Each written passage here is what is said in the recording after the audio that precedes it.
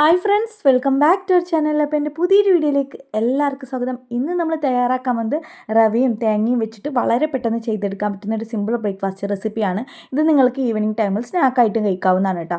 അപ്പോൾ അത് തയ്യാറാക്കാനായിട്ട് ഇതുപോലെ ഒരു പാത്രത്തിലേക്ക് 1 കപ്പ് വെള്ളം ഒഴിച്ചു കൊടുത്തിട്ടുണ്ട്. ഇനി ഇതിലേക്ക് ഒരു നുള്ളു മഞ്ഞൾപ്പൊടി ചേർത്ത് കൊടുക്കുന്നുണ്ട്, 1 ടീസ്പൂൺ മുളക് പൊടിയും ചേർക്കുന്നുണ്ട്. നിങ്ങൾക്ക് എത്രയാണ് എരിവ് വേണ്ടത് നോക്കിയിട്ട് പാകത്തിനുള്ള മുളക് പൊടി ചേർത്ത് കൊടുക്കുക. ഇതിലേക്ക് പാകത്തിനുള്ള ഉപ്പ് കൂടെ ചേർത്ത് കൊടുക്കാം. എന്നിട്ട് ഫ്ലെയിം ഓൺ ചെയ്തിട്ട് ഇതൊന്ന് തിളയ്ക്കാൻ വേണ്ടി വെക്കാം.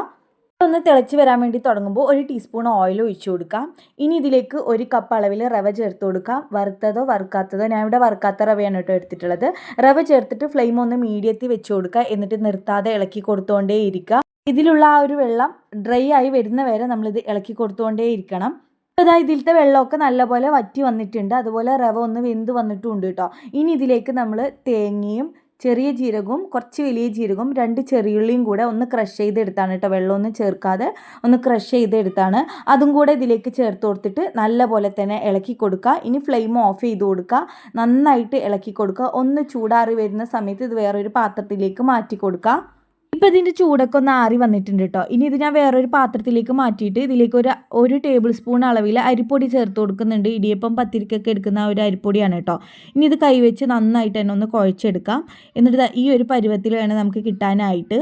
ഇനി ഇത് നമ്മൾ വീണ്ടും പരത്തിയെടുക്കണം. പരത്തിയെടുക്കുന്ന സമയത്ത് കുറച്ച് ഓയിലൊന്ന് കൗണ്ടർ ടോപ്പിലാക്കി കൊടുത്തിട്ട് പരത്തിയെടുക്കാം കേട്ടോ. ഒരുപാട് തിന്നാവാതെ കുറച്ചൊരു കട്ടിക്ക് വേണം കേട്ടോ പരത്തി എടുക്കാനായിട്ട്. ഇതുപോലെ ഒന്ന് പരത്തി എടുത്ത ശേഷം നമ്മളൊരു ഷേപ്പിൽ കട്ട് ചെയ്തെടുക്കണം. ഞാനിവിടെ ഒരു റൗണ്ട് ഷേപ്പിൽ കട്ട് ചെയ്തെടുക്കാനായിട്ട് ഇതുപോലെ ഒരു മൂടി വെച്ചിട്ടാണ് കേട്ടോ കട്ട് ചെയ്തെടുക്കുന്നത്. നിങ്ങൾക്ക് എത്രയാണോ ഇതിൻ്റെ വട്ടത്തിൻ്റെ വലുപ്പം വേണ്ടത് അതിനനുസരിച്ചിട്ടുള്ള ഒരു മൂടി വെച്ചിട്ട് കട്ട് ചെയ്തെടുക്കാം കേട്ടോ. ഏകദേശം ഇത്രയെങ്കിലും ഒരു കട്ടി ഉണ്ടാവണം കേട്ടോ, ഒരുപാട് തിന്നായി പോകരുത്. ഇനിയിപ്പോൾ ഇതാ ഓരോന്നും നമുക്ക് ചുട്ടെടുക്കാം. ചൂടായ എണ്ണയിലേക്ക് ഇട്ട് കൊടുക്കുക. ഒരു 2 സെക്കൻഡിനുള്ളിൽ ഇത് മുകളിലേക്ക് പൊന്തി വരും കേട്ടോ. നമ്മൾ ഭൂരിയൊക്കെ വീർത്ത് പൊന്തി വരുന്ന പോലെ പൊന്തി വരും. അപ്പോൾ നമുക്കിത് തിരിച്ചിട്ട് കൊടുക്കാം. അങ്ങനെ ബാക്കിയുള്ളതും ഇതുപോലെ ഞാൻ കുഴച്ച് പരത്തിയിട്ട് ഇതേപോലെ റൗണ്ട് ഷേപ്പിൽ കട്ട് ചെയ്തെടുത്തിട്ടുണ്ട് കേട്ടോ. അപ്പോൾ ഓരോന്നും ഇതുപോലെ എണ്ണയിലിട്ടിട്ട് ഫ്രൈ ചെയ്തെടുക്കാം. അതായത് മുകളിലേക്ക് ഇപ്പോൾ പൊന്തി വരും, അപ്പോഴാണ് നമ്മളിത് തിരിച്ചിട്ട് കൊടുക്കേണ്ടത് കേട്ടോ.